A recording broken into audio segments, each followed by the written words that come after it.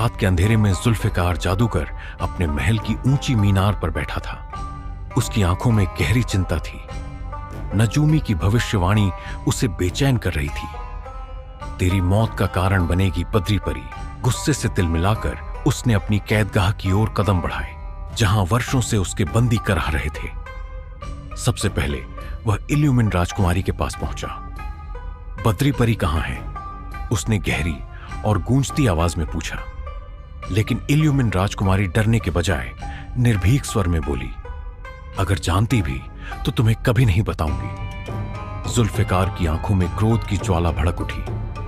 उसने राजकुमारी को चेतावनी दी, लेकिन वह टस से मस न हुई। फिर वह एक और कैदी, एक शक्तिशाली जिन्न के पास पहुंचा, जो सदियों से उसकी कैद में था। बद्री परी कहां रहती है? उसे कैसे हासिल किया जा सकता है? जिन्न ने ठंडी आवाज में उत्तर दिया, मैं नहीं जानता, और अगर जानता भी तो तुम्हें नहीं बताता। जुल्फिकार क्रोध से कांप उठा। उसने तुरंत अपना जादुई आईना निकाला और उसमें बद्री परी को खोजने लगा। आईने में एक सुनहरी जगह दिखाई दी, नूरिस्तान, जहां प्रकाश और जादू का अद्भुत संगम था। जैसे ही उसने आईने में बद्री परी को देखा, वह उसकी अपार सुंदरता पर मोहित हो गया। उसकी आंखों में लालच और वासना की चमक आ गई। उसने तुरंत अपने खादिम को बुलाया और उसे शाही प्रस्ताव के साथ नूरिस्तान भेजा। खादिम ने नूरिस्तान पहुंचकर बद्री परी से कहा, जुल्फिकार जादूगर ने तुम्हें अपनी महारानी बनाने का फैसला किया है। तुम्हारे पास अवसर है कि शांति से उसकी रानी बन जाओ, वरना वह अपनी शक्ति से तुम्हें छीन लेगा। बद्री परी हंस पड़ी। मैं कोई वस्तु नहीं जो कोई मुझे हासिल कर ले। मैं स्वतंत्र हूं और अपनी मर्जी की मालिक हूं। जुल्फिकार को जाकर कह दो कि उसकी यह हुकूमत मेरे लिए कोई मायने नहीं रखती। खादिम लौटकर जुल्फिकार को यह संदेश सुनाने लगा।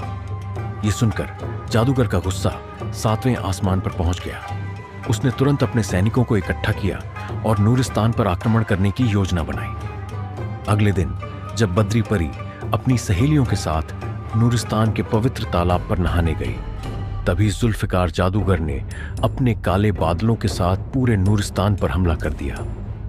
अचानक आसमान पर अंधेरा छा गया। हवाओं में चीख पुकार गूंजने लगी। जुल्फिकार ने अपने मंत्रों से पूरे नगर को जकड़ लिया। उसकी सेना ने नूरिस्तान के महलों को तहस नहस करना शुरू कर दिया। इस हाहाकार में जुल्फिकार खुद बद्री परी के पास पहुंचा। उसने अपने मंत्रों से परी को जकड़ लिया और हवा में उठा लिया। बद्री परी ने खुद को छुड़ाने की बहुत कोशिश की, लेकिन जुल्फिकार की शक्ति अत्यधिक थी। उसने परी को अपने महल कालागढ़ ले जाकर एक बड़े पिंजरे में कैद कर दिया। क्या बद्री परी जुल्फिकार के चंगुल से बच पाएगी? अब सवाल यह था कि जुल्फिकार जादूगर सच में बद्री परी पर मोहित था, या फिर उसे नजूमी की भविष्यवाणी से डर लग रहा था। क्या यह सच था कि उसकी मौत बद्री परी के हाथों ही लिखी जा चुकी थी? कहते हैं उसने भविष्य में अपनी मौत को देख लिया था, और वह मौत उसे किसी और से नहीं बल्कि बद्री परी से ही मिलने वाली थी। क्या यही वजह थी कि वह उसे अपने बंधनों में जकड़ कर रखना चाहता था? लेकिन कहानी यहीं खत्म नहीं होती। अब सवाल यह है कि क्या कोई वीर योद्धा बद्री परी को इस मायाजाल से मुक्त करेगा, या फिर वह खुद अपनी शक्ति से इस जाल से बाहर निकलेगी? क्या नूरिस्तान के लोगों की बद्री परी फिर से वापसी होगी?